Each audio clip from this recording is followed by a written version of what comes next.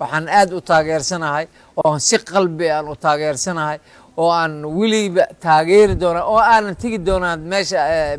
ka socoto hawshaas dagaalka ka socdo hiiraan ee lagu xoreynayo dagaalkaas ha socdo odayaasha iyo waxgaradka muxuu ahay maanta hub ka qaatay idinka ayaa hero noo ah idinka ayaa wax lagu dayday noo ah lama dhihi karo marka hoggaan male muxuu ahay gudoomiyihii gobolka ayaa maalin walba dagaalka ku jiro maanta halkan waxaan shirka jaraa'id u qabanaynaa inaan ku taageerno dagaalka ka socdo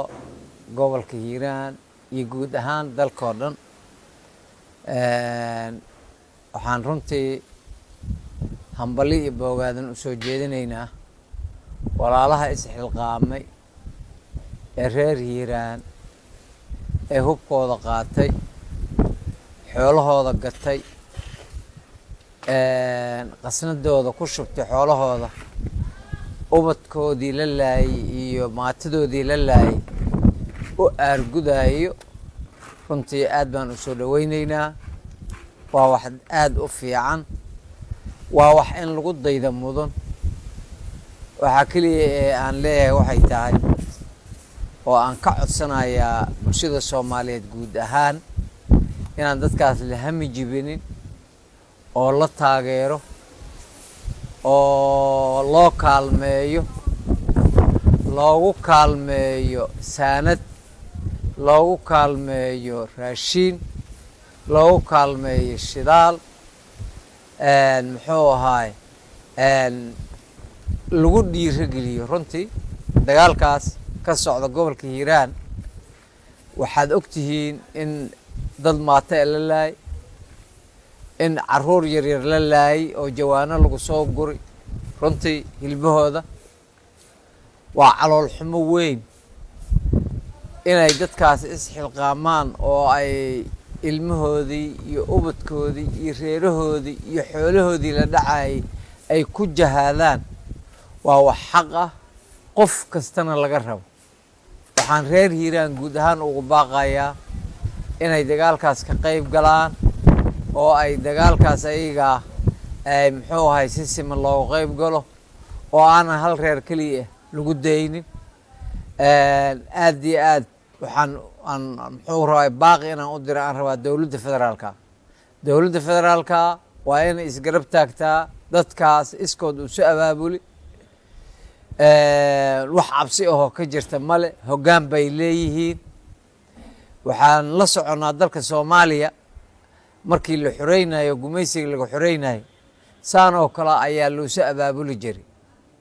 markii laga soo qaado sayidkii Sheekh Xasan Barsane ilaa iyo Axmed Gurey dadka reer miyiga iyo dadka is abaabula ayaa wax xoreeyay hadda iska wadaaye dadka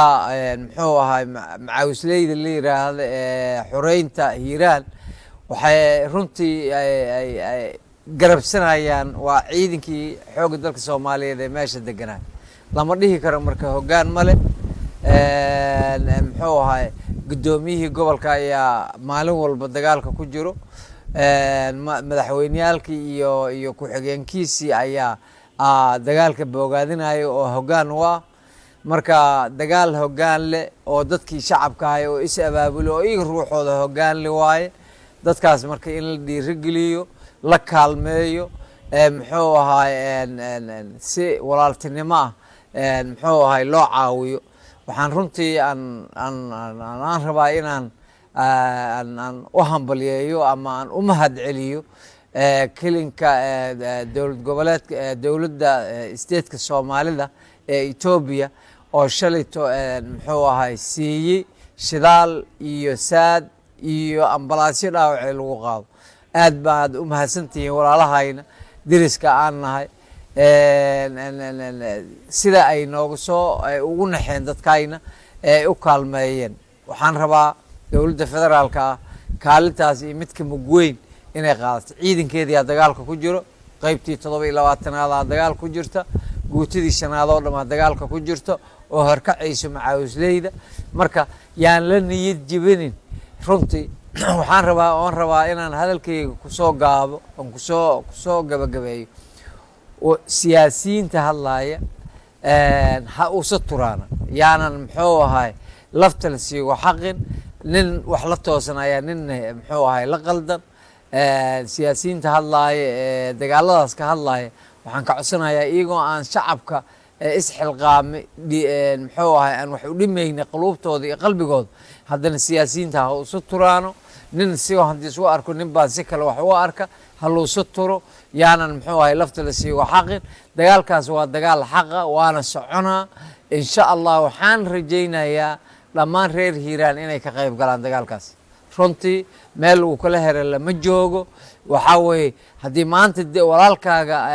diriska aad tihiin la dilayo berri waxa la dilayo waa adig waa in dagaalkaas loo wada kacaa dowladda federaalka eena saanadii looga baahnaay iyo deeqdii looga baahnaay waa inay bixisaa aad iyo aad baad u mahadsantihiin waxaan aad u taageersanahay oon si qalbi aan u taageersanahay oo aan weliba taageeri doona oo aanan tegi doonaa meesha ka socoto hawshaas dagaalka ka socdo hiiraan ee lagu xoreynayo la siiga kacinayo cadowga soo jireenka ee tobanaanka sara gaari ee ummadii Soomaaliyeed gumaadayo xoolahooda qaadayo war nin ka qaadayo sakadi oo ka qaadayo wax la yiraahdo maxad oo ka qaadayo wax la yiraahdo naqaash oo wax walba ka qaadayo oo xoolahaada ku nool oo haddana ilmahaaga iyo maatadaada laynaya yaa u gagsan kara qolobo mar bay gacanta kor ka saarayaan maanta reerkaasaa la laynayaa biri adaa lagu laynayaa war arrintaas aan ka feejignaano oo aan ka digtoonaano oo ha lagu daydo walaalaha kacay ee dagaalamaya ilaa cadaado ilaa hiiraan dadka dagaalamaya ha lagu daydo xildhibaanada federaalka ee deegaanada ka soo jeeda waxaan ka codsanaynaa iyagoo aan qadafi u sageysan sidaan dagaalkaas annaga ruuxeena mushaarkeena aan ugu deeqi lahayn annaga ruuxeena aan ugu deeqi lahayn wixii aan annaga awoodno aan ugu deeqi lahayn dadka ha la sameeyo muxuu ahay usana turo waxyaabaha muxuu ahay nin si hadii wax u dhaho nin kale ayaa waxa laga yaabaa qalad inuu soo arkay ayaana lafta la siigo xaqin dad isku deegaan walaalo ah ayaa la wadaya aad iyo aad baad u mahadsantihiin dagaalkaas ha socdo odayaasha iyo waxgaradka muxuu ahay maanta hub ka qaatay idinka ayaa hero noo ah idinka ayaa wax lagu dayday noo ah insha Allah waan idin garab taagnaynaa qalbigayna iyo maalkayna iyo energy-gayna waa idin garab taagnaynaa